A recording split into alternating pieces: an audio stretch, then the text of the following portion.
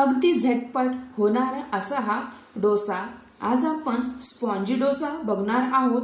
करायलाही वेळ लागत नाही किंवा दिवसभर पीठ भिजत ठेवा रात्रभर। आपण हा डोसा रव्यापासून बनवणार आहोत, त्यामुळे झटपट असा हा डोसा करून होतो व अगदी मऊ लुसलुशीत हा डोसा इथे झालेला आहे। तुम्ही इथे बघू शकता, एकदम मऊ असा इथे हा डोसा झालेला आहे। तुम्ही मुलांच्या टिफिनमध्येही झटपट असा डोसा करून देऊ शकता।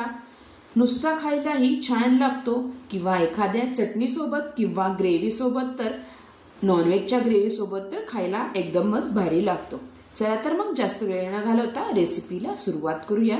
मी इथे 1 वाटी रवा घेतलेला आहे। इथे बारीक जाडसर कोणताही रवा तुम्ही घेऊ शकता आणि इथे अर्धी वाटी दही आणि अर्धी वाटी आपल्याला इथे पाणी टाकायचं आहे। आता हे मिश्रण चांगले आपल्याला मिक्स करून घ्यायचं आहे। आता इथे आपल्याला हे मिश्रण चांगले मिक्स झाले की 10 ते 15 मिनिटं भिजत ठेवायचं आहे, जेणेकरून रवा हा चांगला फुलला जाईल। आता चांगले मिक्स झालेले आहे। मी इथे 10 ते 15 मिनिटं हा रवा भिजत ठेवणार आहे। तुमच्याकडे जास्त वेळ असेल तर जास्त वेळ ठेवला तरीही चालेल। चांगले मिक्स करून घेतलेले आहे। आता मी हे 15 मिनिटं साईडला आपण हे बॅटर असेच ठेवून द्यायचे आहे। 10 ते 15 मिनिटं तुम्ही ठेवू शकता हे बॅटर। तर 10 ते 15 मिनिटं इथे झालेले आहे। तुम्ही बघा, चांगला इथे रवा आपला भिजला गेलेला आहे। आता हे मिश्रण आपल्याला मिक्सरच्या भांड्यात काढून बारीक करून घ्यायचं आहे, त्यामुळे तुम्ही इथे बारीक जाडसर कुठलाही रवा घेऊ शकता। आता मिक्सरच्या भांड्यात बारीक केल्यामुळे चांगलं इथे पातळ असं आपले इथे बॅटर रेडी होतं व आपले डोसेही चांगले मऊ लुसलुशीत स्पॉन्जी होतात। आता मिक्सरच्या भांड्यात बारीक केल्यानंतर तुम्ही बघा, बॅटरची कन्सिस्टन्सी इथे पातळ अशी झालेली आहे। मी नंतर पाणी वगैरे अजिबात टाकलेले नाही। जे घट्ट बॅटर होते तेच आता बघा बॅटर थोडेसे आपल्या इथे पातळ झालेले आहे। तर अशा प्रकारे इथे मिक्सरच्या भांड्यात काढल्यानंतर बारीक केल्यानंतर हे बॅटर असे होते व 1 वाटीच्या प्रमाणात भरपूर इथे आपले डोसेही छान असे, तुम्हाला हवे असेल जाडसर पातळही तुम्ही डोसे इथे करू शकता।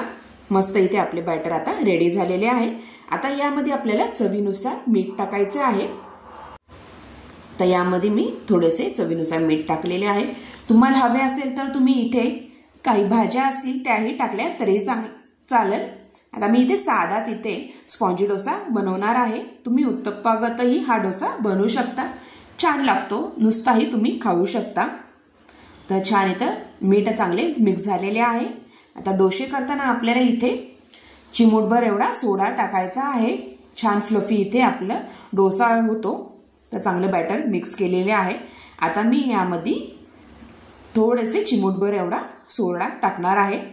तर सोडा टाकल्यानंतर चांगले इथे मिक्स करून घ्यायचं आहे। तर छान आता सोडा टाकल्यामुळे हे बॅटर चांगलं फ्लफी होईल। तुम्ही इथे बघा, मस्तपैकी इथे फ्लफी झालेलं आहे आपलं इथे बॅटर आणि तुम्ही लगेच इथे डोसे करायला घेऊ शकता। मी साईडला तवाही गरम करायला ठेवलेला आहे। तवा चांगला गरम झाला की त्यामध्ये तुम्हाला हवे त्या आकाराचे छोटे छोटे डोसे करू शकता किंवा तुम्हाला पातळ हवा असेल डोसा तर पातळही तुम्ही करू शकता। पातळ डोसे ही मऊ लुसलुशीतच होणार आहे रव्याचे। आता तवा इथे चांगला तापलेला आहे। आता यामध्ये मी छान असे डोसे करून घेणार आहे। इथे स्पॉन्जी डोसा बनवणार आहे, त्यामुळे डोस्याची साईज मी छोटीशी ठेवलेली आहे। तर बघा, मस्तपैकी इथे आपला डोसा इथे रेडी होतो। तुम्ही यावरतून तूप किंवा तेल टाकू शकता। तर मी यावरनं थोडंसं चमचाभर एवढं तूप टाकणार आहे। मुलांच्या टिफिनसाठी तर बेस्ट ऑप्शन आहे, झटपटही होतो। काही भाजी पोळी मुलांना खायचा कंटाळा आला असेल तर अशा वेळेस तुम्ही अशा प्रकारे डोसे मुलांच्या टिफिनमध्ये करून देऊ शकता। हेल्दी ऑप्शन रवा डोसा, एकदम मऊ लुसलुशीत हे रव्याचे डोसे होतात। तर छानपैकी खालची साईड भाजली गेली की आपल्याला हा डोसा पलटी करून घ्यायचा आहे। मस्तपैकी दोन्ही साईडनी हे आपल्याला हा डोसा भाजून घ्यायचा आहे। आता इथे खालची साईड चांगली भाजली गेलेली आहे। आता मी हा डोसा पलटी करून घेणार आहे। मस्त खालनं इथे भाजला गेलेला आहे। मस्त पॅनकेक मस्त फ्लफी आते इथे आपले स्पॉन्जी डोसे रेडी होतात व झटपटही होतात.